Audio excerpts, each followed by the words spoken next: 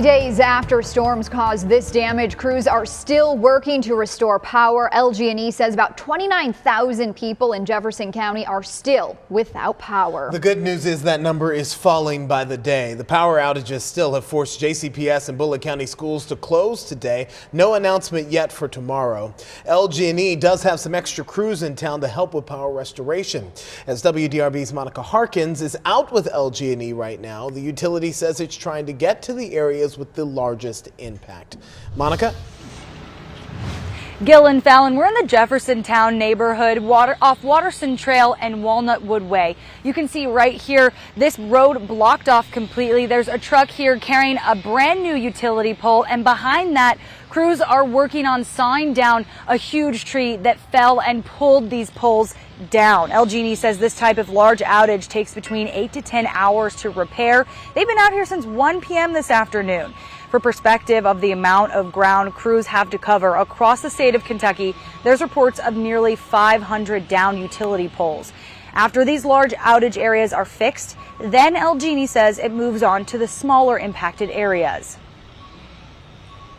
It's not a sprint, and I know everybody wants their lights on, but there's a lot of damage and you just can't run into it. You've got to, it's a marathon. We're in it for the long haul, and we're going to be doing it for several days, 16 hours a day, and you've got to take your time and be safe as you're doing it. Greg Lindsay says many of these linemen have no power at their own homes, so they're continuing to ask for the community's patience. He also says it's estimated getting these 3 utility poles back up here in the Jefferson Town area could restore power to possibly 500 of these surrounding homes.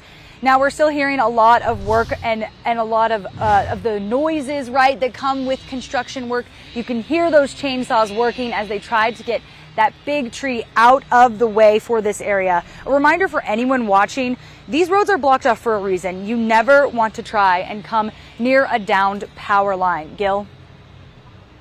All right, Monica, definitely a good safety tip there, but there are a lot of frustrated families still in the dark. Did LG&E give a timeline for when the lights might fully be back on for everyone? Fallon, I think that's the biggest thing that people at home want to know. When are my lights going to come back on? LG&E says it has updated its outage map, so if you go on there, find your home, you should have an estimate of when LG&E thinks it should come back on. For many folks, that date is set for Wednesday at 11 p.m. LG&E admitted, though, today that could change. That's 2 days from now. We could see a lot of things happening, whether that's good or bad. Crews could work faster in some neighborhoods and get that power back on earlier for you at home. But there is also the negative side that could take a little bit longer. We'll just have to wait and see. Fallon. All right, fingers crossed. Monica, thank you.